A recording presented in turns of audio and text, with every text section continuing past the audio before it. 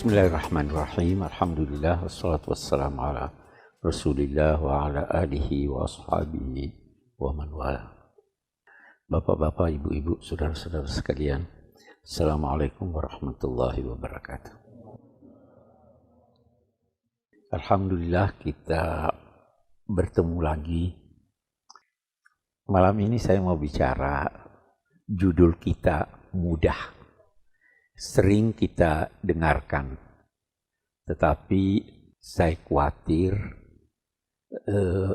kita, termasuk saya, tidak banyak melaksanakannya. Atau saya khawatir kita bukan saja tidak melaksanakannya, tapi kita melaksanakan, kita mengamalkan lawannya. Nah, ini beratnya di situ. Apa itu? Temanya silaturahim. Mungkin tidak banyak yang tahu bahwa dalam Al-Quran sekian banyak ayat yang berbicara tentang silaturahim. Saya ingin sebut dua ayat yang baik kita renungkan. Yang pertama, kita hanya sering mendengar ittaqullah, perintah bertakwa pada Allah, ya kan? Sebenarnya masih ada lagi objek dari takwa itu yang perlu juga kita perhatikan, walaupun harus dikaitkan dengan Allah. Misalnya, wattaqu yawman turja'una fihi ilallah. Bertakwalah menyangkut satu hari yang kalian akan kembali untuk bertemu dengan Allah. Jadi bukan ittaqullah, hari.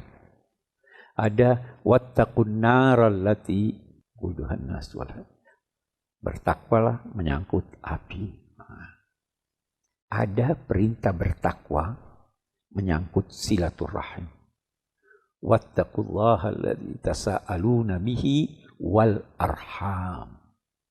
Ada beberapa penafsirannya.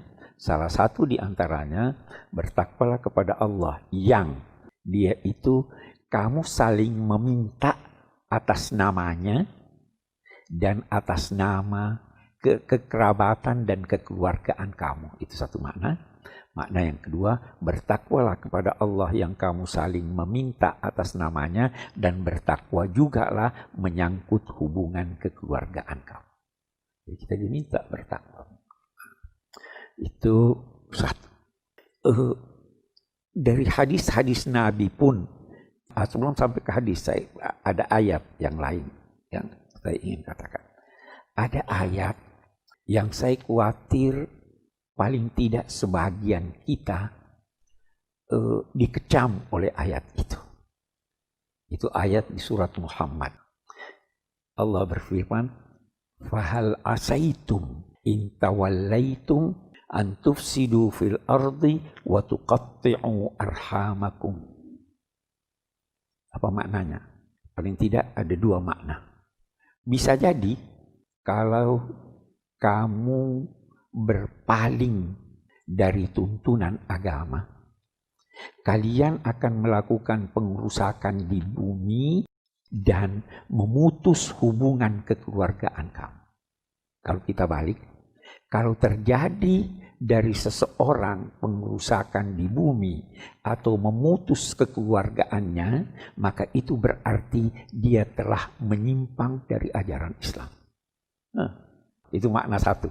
Makna yang kedua, apakah jika kamu diberi kekuasaan di bumi, kamu akan melakukan pengerusakan dan memutus hubungan kekeluargaan kamu? Nah, ini sebagian kita terjadi.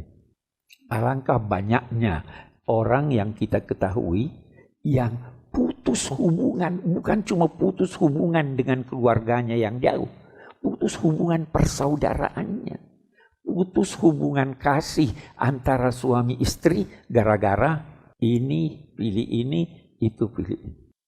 Ya kan? Nabi Shallallahu Alaihi Wasallam sekian banyak hadisnya yang berbicara tentang hubungan kekeluargaan. Man kana yu'minu billahi wal yawmil akhir falyasil rahimah. Siapa yang benar-benar beriman kepada Allah dan hari kemudian, maka hendaklah dia menyambung hubungan silaturahim. Ya kan? Banyak sekali, puluhan hadis, puluhan menyangkut itu. La yadkhulul jannata qati'un, tidak akan masuk surga orang yang memutus hubungan kekeluargaan. Walaupun ulama memberi penafsiran yang sedikit meringankan, kalau bunyi hadis ini tidak masuk surga. Tapi kata yang lain bisa ditafsirkan tidak masuk surga dalam rombongan awal, dia akhir baru masuk surga. Nah, sekarang mari kita lihat apa sih silaturahim itu? Silaturahim terdiri dari dua kata, silat dan rahim. Silat itu artinya menyambung. Yang mana tuh yang benar? Silaturahim atau silaturahmi? Nah, kita lihat.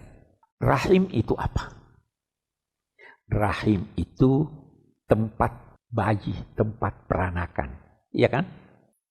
Mengapa tempat peranakan itu dinamai rahim? Karena apa yang berada atau keluar dari rahim, itulah yang paling disayangi, yang paling dikasihi oleh sang ibu atau oleh ayah, ya kan?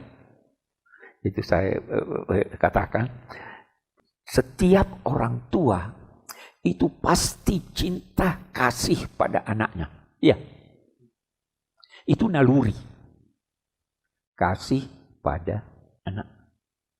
Karena dia kasih, maka tempat anak itu dinamai rahim. Silaturahim. Allah berfirman, rahim itu saya namai rahim karena dia punya hubungan dengan saya. Saya Ar-Rahman Ar-Rahim. Siapa yang menyambungnya, manusia yang menyambung ini, saya akan bersambung juga dengan dia. Siapa yang memutus hubungan rahimnya, saya juga putus hubungan dengan dia.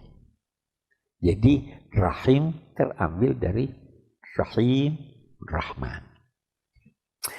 Persoalan yang muncul kemudian, siapakah rahim itu yang perlu kita sambung hubungan, ya kan?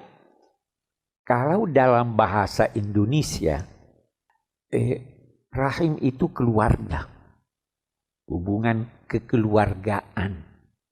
Keluarga itu siapa? Siapa yang dinamai keluarga?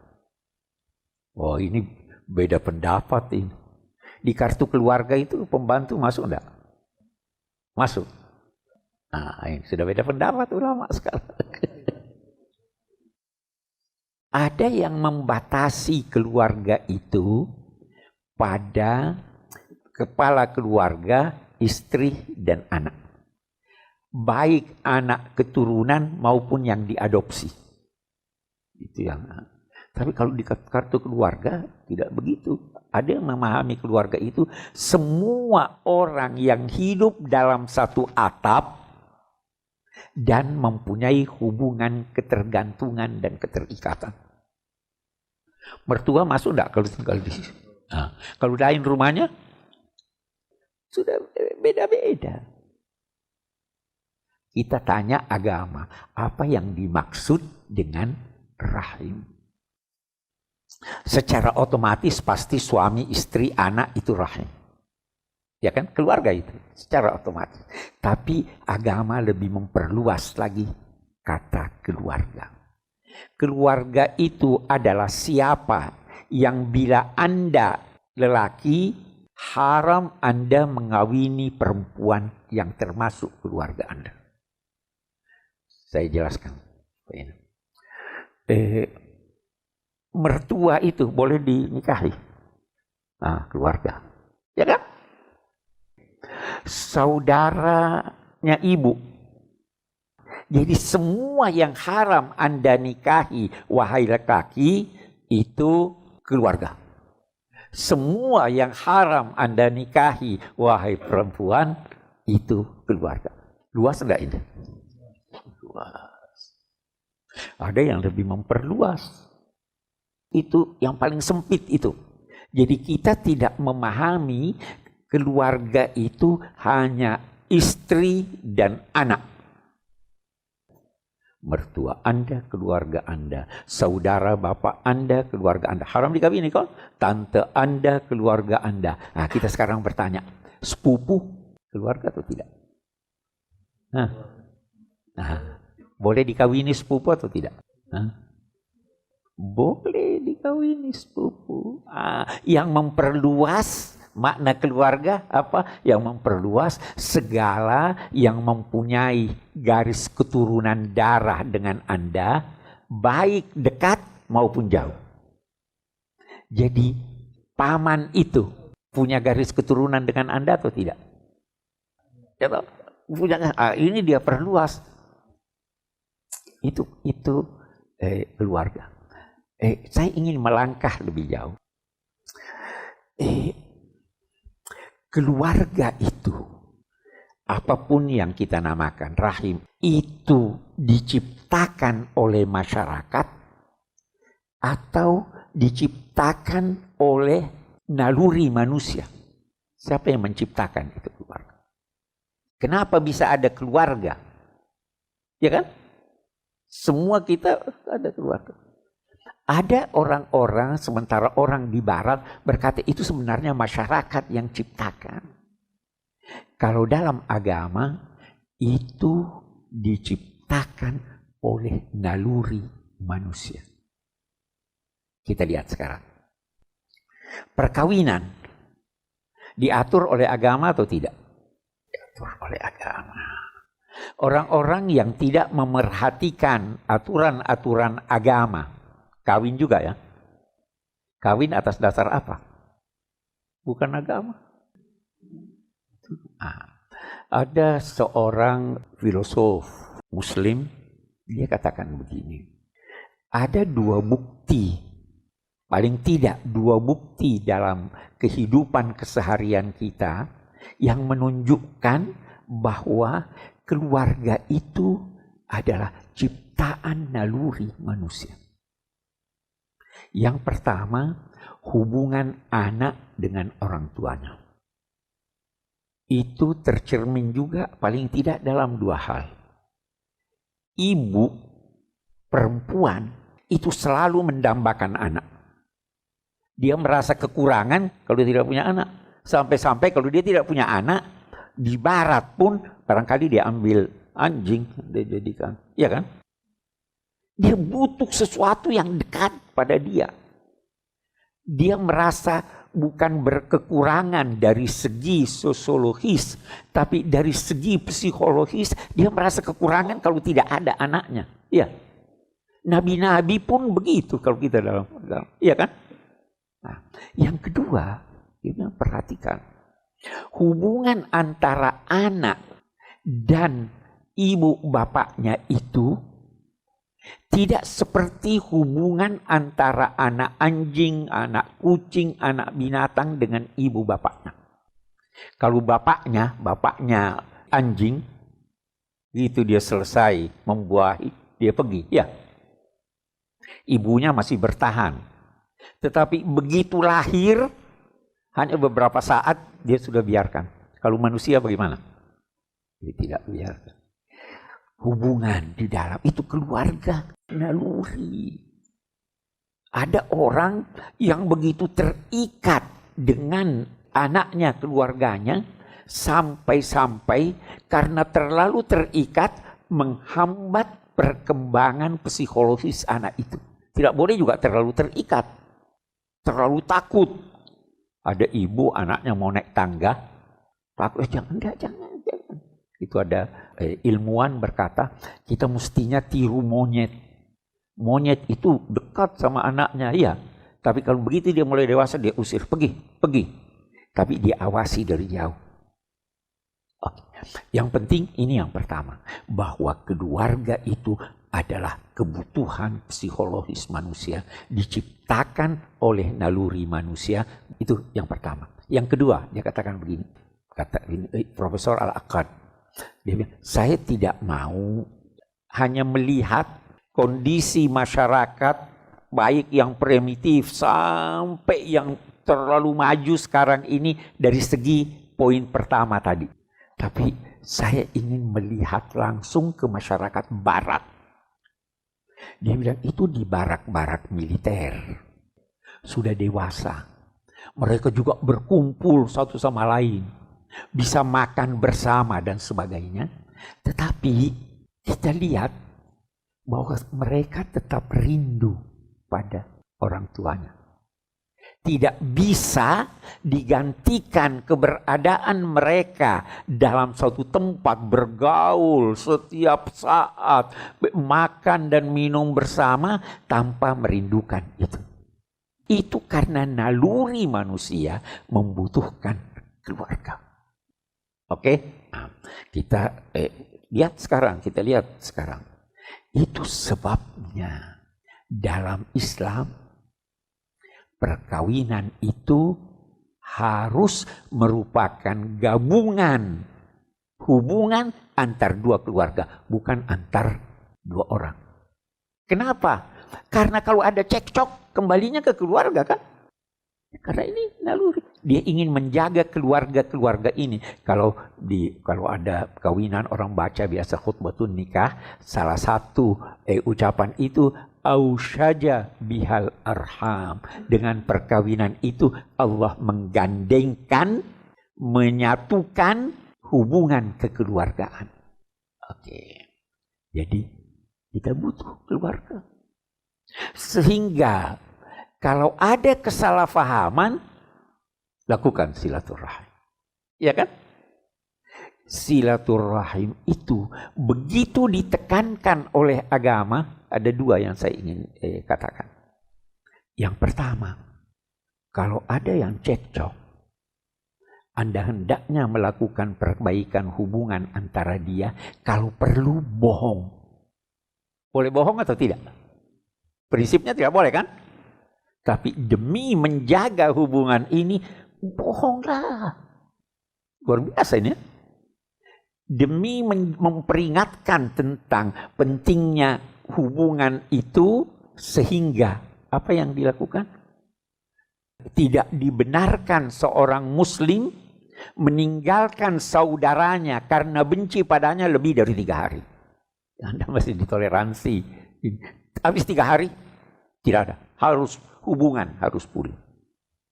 Jangan anggap silaturahim itu hanya setelah lebaran. Setiap saat. Ini kan persoalan kita kan di sini nih. Itu sebabnya sebenarnya sekarang banyak cara ya untuk melakukan silaturahim. Tapi sebagian cara itu justru memutus silaturahim. Saya lihat WhatsApp itu, aduh. Ada enggak yang putus silaturahim melalui WhatsApp? Nah, Anda tanpa sadar memutus hubungan orang melalui ini kan? Padahal itu mestinya jadi alat kan untuk menghubungkan. Saya ada beberapa grup. Terus terang sebagian saya tidak pernah baca. Tapi saya mau menarik diri, dianggap nanti putus silaturahim. Jadi biar aja deh. Tapi ada juga yang bagus-bagus, kita tambah ilmu, kita tambahin, iya kan? Oke, sekarang kita sudah bisa memahami betapa pentingnya silaturahim itu, karena dia adalah kebutuhan jiwa kita, bukan hanya kebutuhan karena kita bermasyarakat. Oke. Sekarang kita lihat lebih jauh. Untuk menghubungkan kekeluargaan itu, melakukan silaturahim itu banyak caranya. Ulama-ulama berkata, yang pertama, coba tanya kabarnya bagaimana. Anda itu, walaupun apa kabar? Itu sudah silaturahim itu, ya kan? Ngomong dong. Nah, memang kita biasa kalau ditanya apa kabar, selalu jawabannya ya baik-baik saja, alhamdulillah, ya kan? Tapi sebenarnya bukan itu yang dimaksud dengan apa kabar. Bagaimana keadaanmu? Ada problem atau tidak? Sakit atau tidak? Itu sebenarnya tujuan tanya. Atau salam. Anda tidak ketemu dia, tanya temannya, bagaimana kabarnya? Tolong titip salam sama dia, doa. Itu sudah silaturahim. Ya kan? Anda ketemu orang ini tidak sebut-sebut dia, tidak ingat dia. Tidak benar dong. Kalau Anda tanya apa kabarnya, Anda tahu keadaannya, maka kalau dia senang, Anda bersyukur, alhamdulillah. Kalau dia dalam keadaan susah, Anda berusaha membantu. Akhir silaturahim.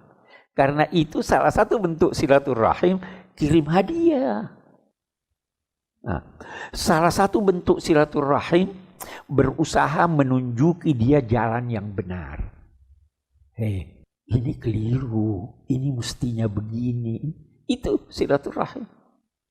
Dan kalau tadi kita katakan ada ibu, ada bapak, ada mertua, ada menantu, ada ini segala. Itu semua adalah kerabat. Maka walaupun mereka telah meninggal dunia, Anda masih wajib bersilaturahim kepadanya. Kita tanya sekarang. Saya tidak mau dengar jawabannya. Masing-masing menjawab sendiri. Kalau orang tua Anda sudah meninggal, masih silaturahim atau tidak? Saya tidak berkata harus ke kuburannya. Tapi doa. Masih baca Fatihah enggak buat dia? Masih memelihara tidak hubungan baik dengan teman-teman ayah saudara? Tidak bersilaturahim. Itu ada Abdullah ibni Umar, ada riwayat itu Abdullah ibni Umar. Di suatu waktu jalan, dia bertemu dengan satu orang jalan kaki. Abdullah ibni Umar naik keledai. Dia turun dari keledainya. Dia katakan, naik di sini. Dia punya serban, dia kasih serbannya. Temannya Abdullah ibni Umar berkata, dia kan sudah terbiasa itu jalan kaki. Kenapa kamu kasih ini? Dia bilang, ini orang dulu selalu dengan ayah saya, Umar bin Khattab. Jadi saya kasih dia. Saya hormat sama orang tua saya. Silaturahim. Itu Aisyah istri Nabi. Itu tidak cemburu pada istri-istri Nabi yang lain yang masih hidup. Cemburunya sama siapa? Kenapa dia cemburu? Karena Nabi selalu ingat teman-teman Khadijah. Pernah Nabi marah. Itu orang tua sudah keriput, kamu masih ingat dia. Tuhan sudah ganti buat kamu yang lebih cantik, lebih muda dan sebagainya. Kata Nabi, tidak ada yang bisa ganti saya. Dia membantu saya waktu saya terjepit. Dia memberi saya anak yang tidak diberikan oleh istri-istri yang lain. Bagaimana saya mau lupa dia? Ada saudaranya Khadijah pakai sendal. Kalau sendalnya dia jalan itu bunyinya khas. Nabi dengar, ya Allah, seperti terompahnya Khadijah. Silaturahim aja. Masih ada enggak kira-kira kayak gitu sekarang?